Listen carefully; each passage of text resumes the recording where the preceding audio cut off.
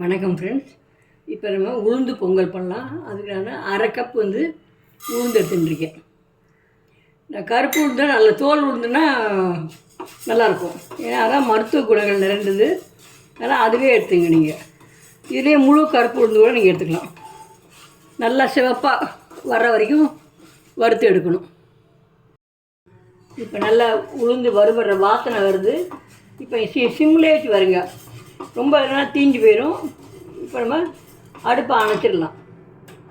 அடுப்பை அணைச்சிட்டு நம்ம அரை கப் உளுந்து எடுத்தோம். ஒரு கப் சாப்பாட்டு அரிசி, நீங்கள் பச்சரிசியோ புழுங்கரிசி என்ன எடுக்கிறீங்களோ அதை எடுத்துக்கலாம். இது வறுக்கணுங்கிற அவசியம் கிடையாது. இப்போ இதை நம்ம களைஞ்சி கொண்டு நம்ம குக்கரில் போடலாம்.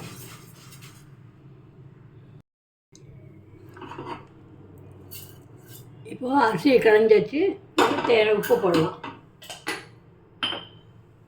இப்போ நீங்கள் சாப்பாடுக்கு எவ்வளோ தண்ணி விடுவீங்களோ அந்த மாதிரி நான் அந்த 1க்கு 4 விடுவேன். உளுந்துக்கு 1 மொத்தம் 5 கப் விடுறேன். 1 2 3 4 5 நல்லா கலக்கி விட்டுட்டு ஒரு அரை மணி நேரம் ஊற வச்சுட்டு அதுக்கப்புறமா நம்ம குக்கரில் அதை வச்சு விசில் போட்டு 4 விசில் எடுப்போம் வெயிட் போட்டு. இப்போது வேக விட்டு எடுத்தாச்சு. இப்போ பார்க்கலாம், குக்கரை திறந்து பார்க்கலாம்.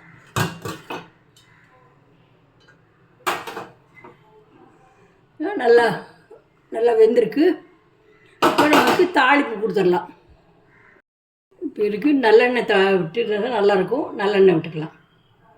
ஏன்னா நல்லெண்ணெய் உடம்புக்கு நல்லதும் கூட. ஒரு டேபிள் ஸ்பூன் போல் அளவுக்கு. நான் 4 முந்திரி பருப்பு போடுறேன். நீங்கள் உங்களுக்கு எவ்வளோ தேவையோ அவ்வளோ போட்டுக்கலாம். அதுக்கப்புறம் 1 ஸ்பூன் ஜீரகம், ஒரு 20 மிளகு அதை பொடிச்சு வச்சுருக்கேன். முழுசாகவும் போடலாம். நான் பொடிச்சு வச்சுருக்கேன். நான் உரலில் தட்டி வச்சுருக்கேன். கருவேப்பிலை, அப்புறம் இஞ்சி துருவினது, இது எல்லாத்தையும் போட்டு நல்லா தாளித்து நம்ம அதை போட வேண்டியதான். இப்போ அடுப்பை அணைச்சிடலாம். கொஞ்சமாக வாசனைக்கு பெருங்காயம்.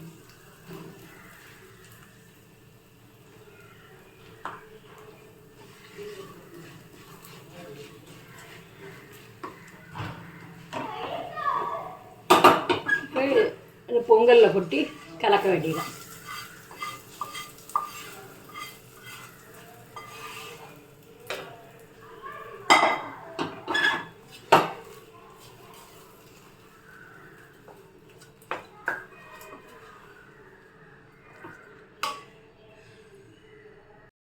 இப்போது சத்தான ஆரோக்கியமான உளுந்தம் பொங்கல் ரெடி.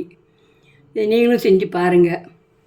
நான் இப்போ தேங்காய் சட்னி தான் தொட்டுக்கிறேன். இதுக்கு பொதுவாக இது நெல்லை ஸ்பெஷல், திருநெல்வேலி ஸ்பெஷல். இது உளுந்து பொங்கல். இதுக்கு எள்ளு சட்னி அரைப்பாங்க. நான் தேங்காய் சட்னி இருக்கிறனால தேங்காய் சட்னியை தொட்டுன்னு சாப்பிட்றேன். நீங்கள் இன்னொரு 2 வீடியோவில் எள்ளு சட்னி செய்கிற முறையும் போடுறேன்.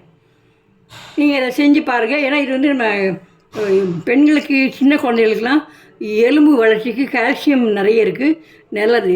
அதான் எலும்புலாம் பலப்படும். அதனால் வயசானவங்களாக இருந்தாலும் சரி, சின்ன பிள்ளைகளாக இருந்தாலும் சரி, எலும்பு பலமாக இருந்தால் தான் நம்ம நல்ல கால் ஸ்ட்ராங்காக ஊண்டி நம்ம நிற்க முடியும். அதுக்காக நல்லது. நீங்களும் செஞ்சு பார்த்து ஆரோக்கியமாக இருங்க. நன்றி.